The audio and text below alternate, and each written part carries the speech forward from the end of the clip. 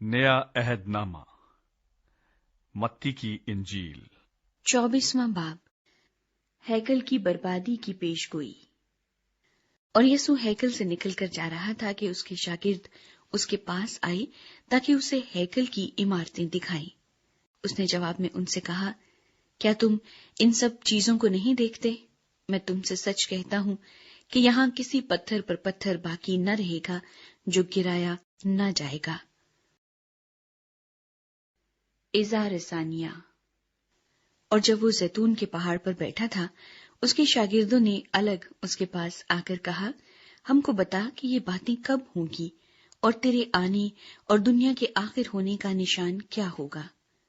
یسوع نے جواب میں ان سے کہا کہ خبردار کوئی تم کو گمراہ نہ کر دے، کیونکہ بتیرے میرے نام سے آئیں گے اور کہیں گے میں مسیح ہوں، اور بہت سے لوگوں کو گمراہ کریں گے، اور تم لڑائیاں اور لڑائیوں کی افواہ سنو گے۔ خبردار، گھبرا نہ جانا، کیونکہ ان باتوں کا واقع ہونا ضرور ہے، لیکن اس وقت خاتمہ نہ ہوگا۔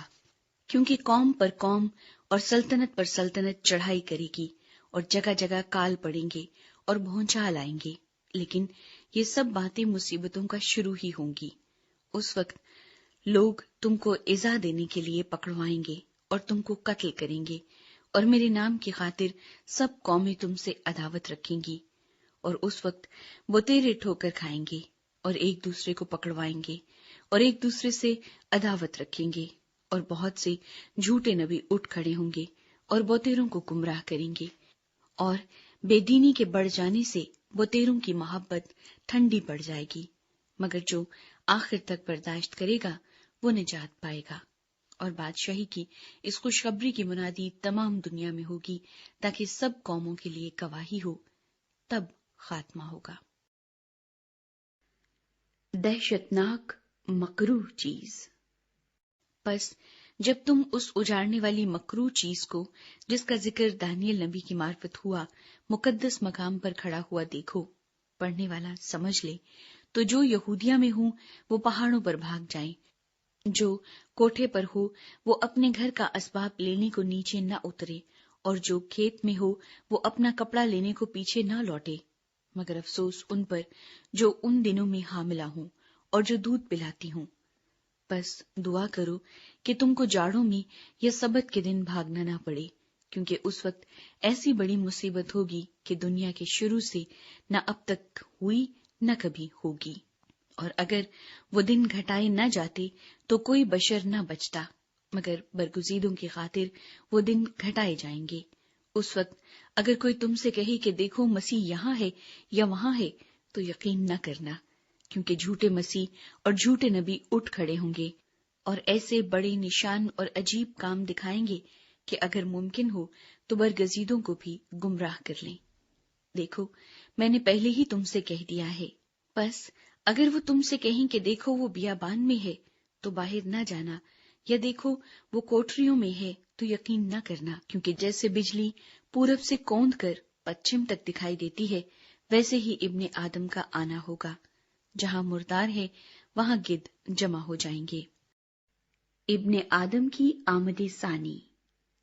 اور فوراً ان دنوں کی مصیبت کے بعد سورج تاریک ہو جائے گا اور چاند اپنی روشنی نہ دے گا، اور ستارے آسمان سے گریں گے اور آسمانوں کی قوتیں ہلائی جائیں گی، اور اس وقت ابن آدم کا نشان آسمان پر دکھائی دے گا، اور اس وقت زمین کی سب قومیں چھاتی پیٹیں گی اور ابن آدم کو بڑی قدرت اور جلال کے ساتھ آسمان کے بادلوں پر آتے دیکھیں گی، اور وہ نرسنگے کی بڑی آواز کے ساتھ اپنے فرشتوں کو بھیجے گا، اور وہ اس کے برگزیدوں کو چاروں طرف سے آسمان کے اس کنارے سے اس کنارے تک جمع کریں گے۔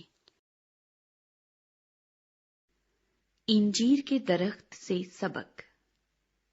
اب انجیر کے درخت سے ایک تمثیل سیکھو۔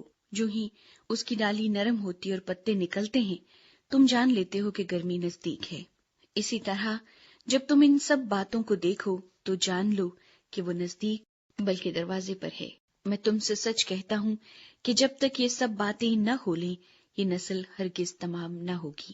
آسمان اور زمین ٹل جائیں گے، لیکن میری باتیں ہرگز نہ ٹلیں گی۔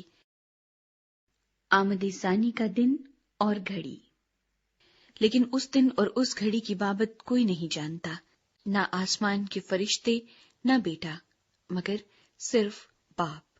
جیسا نوح کے دنوں میں ہوا ویسا ہی ابن آدم کے آنے کے وقت ہوگا، کیونکہ جس طرح طوفان سے پہلے کے دنوں میں لوگ کھاتے پیتے اور بیاہ شادی کرتے تھے، اس دن تک کہ نوح کشتی میں داخل ہوا، اور جب تک طوفان آ کر ان سب کو بہا نہ لے گیا ان کو خبر نہ ہوئی، اسی طرح ابن آدم کا آنا ہوگا۔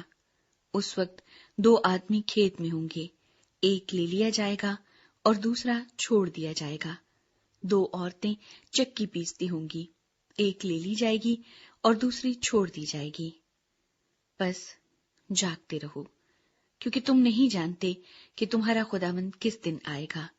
لیکن یہ جان رکھو کہ اگر گھر کے مالک کو معلوم ہوتا کہ چور رات کے کون سے پہر آئے گا تو جاگتا رہتا اور اپنے گھر میں نقب نہ لگنے دیتا۔ اس لیے تم بھی تیار رہو، کیونکہ جس گھڑی تم کو گمان بھی نہ ہوگا ابن آدم آ جائے گا۔ وفادار یا نمک حرام نوکر۔ بس وہ دیانتدار اور عقل مند نوکر کون سا ہے جسے مالک نے اپنے نوکر چاکروں پر مقرر کیا تاکہ وقت پر ان کو کھانا دے۔